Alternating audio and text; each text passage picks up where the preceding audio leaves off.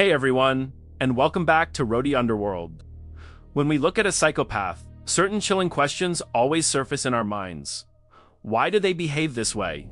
Is the responsibility entirely theirs, or did the very society they inhabit mold them into this monster? And perhaps most terrifyingly, how does this killer operate completely unnoticed, right under everyone's noses? American Psychopath, Bret Easton Ellis's groundbreaking book and Mary Harron's iconic film adaptation exploded onto the scene as a ferocious critique of modern culture. It's a parody, a scathing satire that mercilessly targets rampant consumerism, hollow notions of masculinity, and humanity's desperate, almost pathetic, need for validation and approval.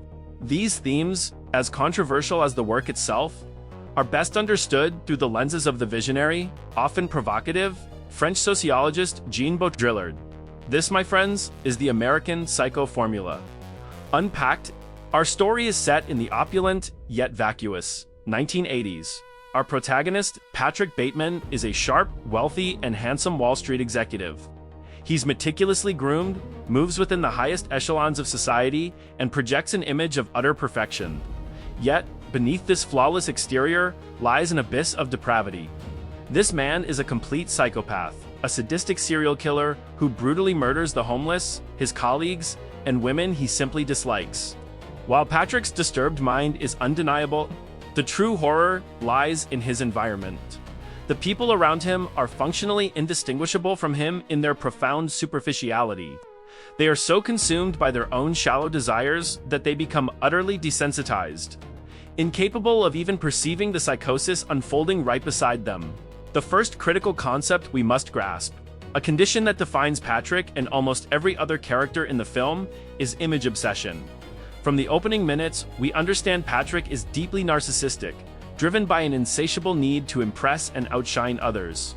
His life is a carefully constructed facade of luxurious settings, designer clothes, and exclusive social gatherings. Every move is a performance designed for maximum ostentation. He measures his worth, and the worth of others, purely by external markers. An intense fit of jealousy erupts if a colleague sports a more expensive suit, or, in one unforgettable instance, if their business card possesses a superior aesthetic. This brings us to Baudrillard's powerful concept of sign value. What makes an object truly valuable in this world? According to Baudrillard, it's not the object's function or even its manufacturing quality.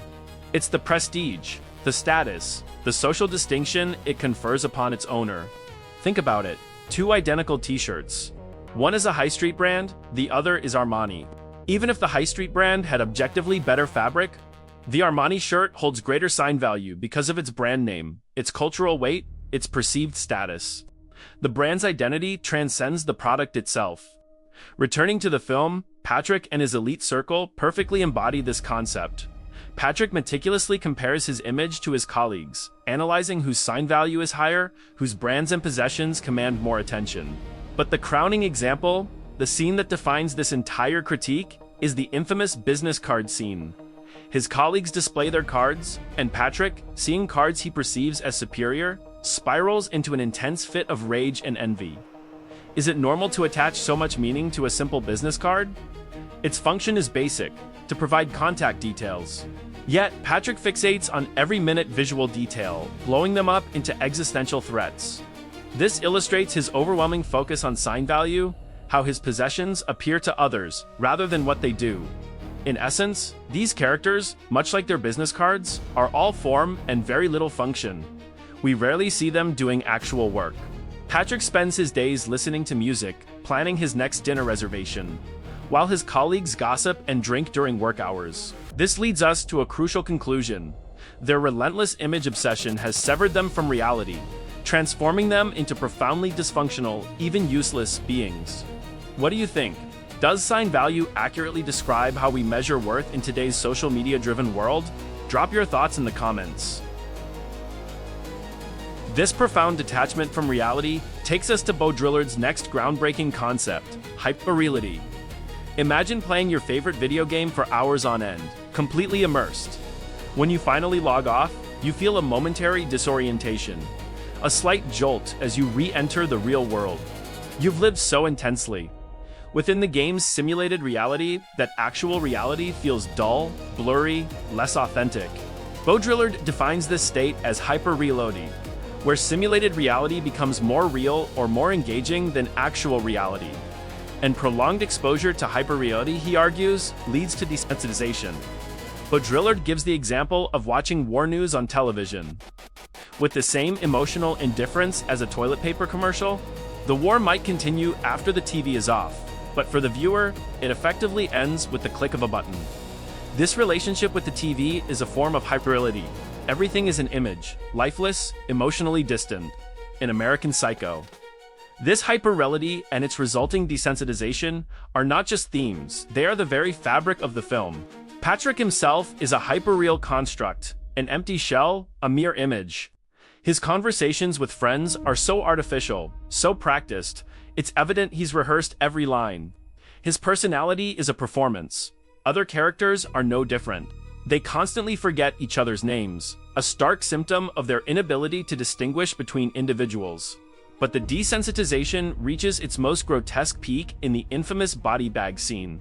Patrick is dragging a large bag, clearly dripping blood, and visibly contoured to the shape of a human body. Yet, when he encounters a colleague, this colleague, instead of noticing the blood or the suspicious shape, merely asks Patrick, "Hey, what brand is that bag?" This is the ultimate chilling example of hyperreality in action. The designer label is the only thing that registers as real, tangible, or worthy of attention. The actual horror, the actual human life, is invisible. The most critical instance of desensitization, however, is the character's reaction to Patrick's confessions. Patrick is aware of his deteriorating sanity.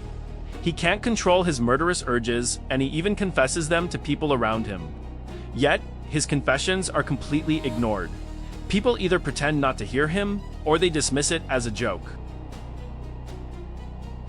Can we truly call this film realistic despite its extreme violence? While some scenes strain belief, at its core, this is a robust cultural critique. If we consider 1980s America, the film acts as a bizarre documentary of its era. This was the age of Ronald Reagan's economic boom. Taxes were cut, product values soared, and many seized the chance to get rich. This prosperity, however, fueled an insatiable appetite for pleasure, drug consumption, and overt sexuality surged in both lifestyle and media. This was the birth of the yuppie. These were ambitious, well-educated, high-earning young professionals obsessed with ostentation. Varsalon met in luxury cars, sprawling apartments, exclusive restaurants, expensive brands, and non-stop parties defined their existence. American Psycho expertly captures this superficial zeitgeist. Patrick, for instance, idolizes Donald Trump, a prominent socialite of the era. He becomes visibly excited when he sees anything related to Trump, revealing his deep-seated desire to be someone like him. This is Patrick's core struggle. He constantly wants to be someone else. On one hand, he battles his inner serial killer. On the other, he desperately tries to conform. The irony. Even if he could become like them, he would still lack a unique identity. The characters he emulates are not individuals. They are mere images. Their desensitization and inability to even remember each other's names stem partly from their alarming similarity. Same haircuts, same suits, same mannerisms, they are indistinguishable, like products from a single brand. In such a hyperreal formation, drenched in Baudrillard's Sign Value, Patrick, despite his outward charisma, is essentially lifeless and soulless. He understands he is not an individual, but an illusion, an image. The most profound philosophical question the film leaves us with is the ambiguity of its reality. Patrick confesses to his lawyer about killing Paul Allen, only for the lawyer to insist he had lunch with Paul Allen days ago. Throughout the story, we encounter other reality-bending moments. The attendant ignoring the bloody body bag, Patrick expertly using a gun against police, no one hearing his chainsaw in the hallway. These events force us to ask, did Patrick imagine it all? Bret Easton Ellis, the author, deliberately leaves this question unanswered, aiming to create doubt and uncertainty. The director similarly states her intention was not to suggest it was all a dream, but to leave the ending open to interpretation. The true essence of American Psycho isn't to debate whether the murders were real or imagined. The film's terrifying brilliance lies in its revelation that a character as psychopathic as Patrick can not only exist effortlessly within such a society, but that the people around him are so profoundly desensitized that they cannot even perceive the monster in their midst. In a world where the image utterly overrides human identity, a killer could openly confess his crimes, and the meticulously crafted image of a well-dressed, wealthy man would still win out. And that, my friends, is the terrifying, chilling brilliance of American Psycho.